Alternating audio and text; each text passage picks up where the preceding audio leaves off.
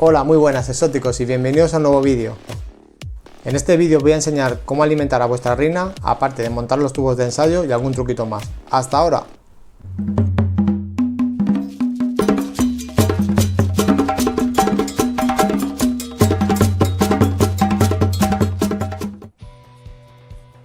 Una vez nos hagamos con el tubo de ensayo, el siguiente paso sería llenarlo de agua.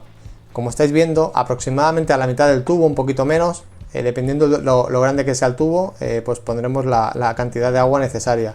El siguiente paso sería poner el algodón.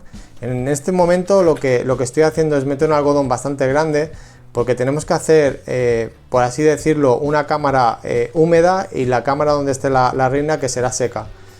De esta manera, como veis, queda como un tapón hecho. La humedad que necesita la reina para estar en buenas condiciones se la da, pero la zona donde está ella, como veis, está completamente seca, que es lo que queremos, que el agua no traspase y se inunde pues la zona o la cámara donde la reina va a vivir hasta que ponga los huevos. En el otro extremo, como estáis viendo, pondremos un algodón para que no salgan, pero que también transpire y que pueda entrar el aire. Como sabéis, estos animales necesitan estar en oscuridad y muy tranquilas, y lo que vamos a hacer con este papel es cortarlo por la mitad y haremos como si fuera un envoltorio al tubo para que en ningún momento le pase la luz y las estrese. Muchas veces, si las tenéis en un mueble y abrís el mueble o lo que sea, pues si las tenéis tapadas es mucho mejor. Es muy fácil, ahora os enseño cómo. Cogemos lo que es el tubito donde tenemos la reina, cogemos el papel.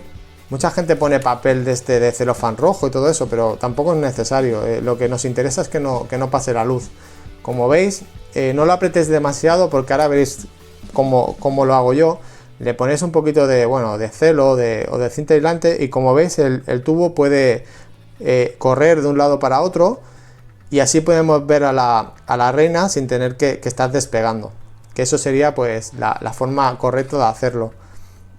Luego en el otro pues vamos a hacerlo igual, volvemos a hacerlo.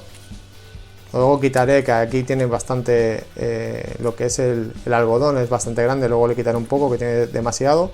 Hacemos la misma operación, como veis, volvemos a pegar, y lo que nos interesa es esto, ¿vale? Que podamos mover el tubo y poder ver la reina tal como está, y si pues de alguna manera, si tiene algún problema, podemos mirarlo. Si lo dejáis fijo, habría que despegarlo y es mucho más complicado.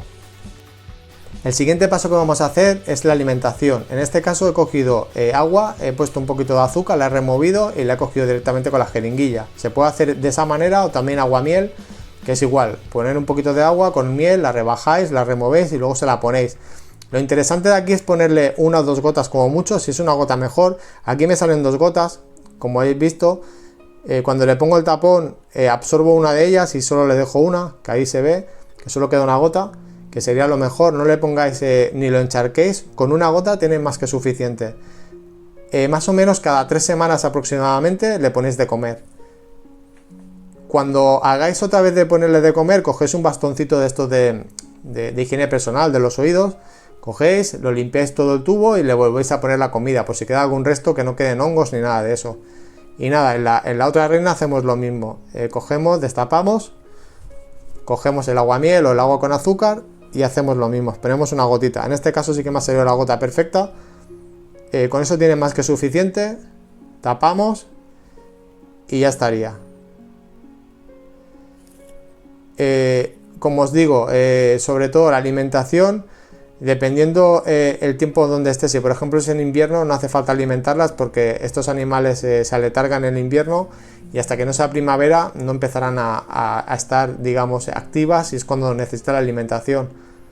Luego el siguiente paso será dejarlas en un sitio a oscuras completamente, donde no haya muchas vibraciones ni haya mucho movimiento. Lo cerraremos. El vídeo está basado en hormigas claustrales. Como sabéis, el claustral quiere decir que son hormigas que no salen del hormiguero a comer. Hay reinas que necesitan comer fuera del hormiguero, entonces el mantenimiento sería completamente diferente. Por ejemplo, en España casi todas las hormigas, no todas, pero casi la gran mayoría que cacemos serán claustrales. Por ejemplo, en Sudamérica pues habrá por ejemplo hormigas que no sean claustrales.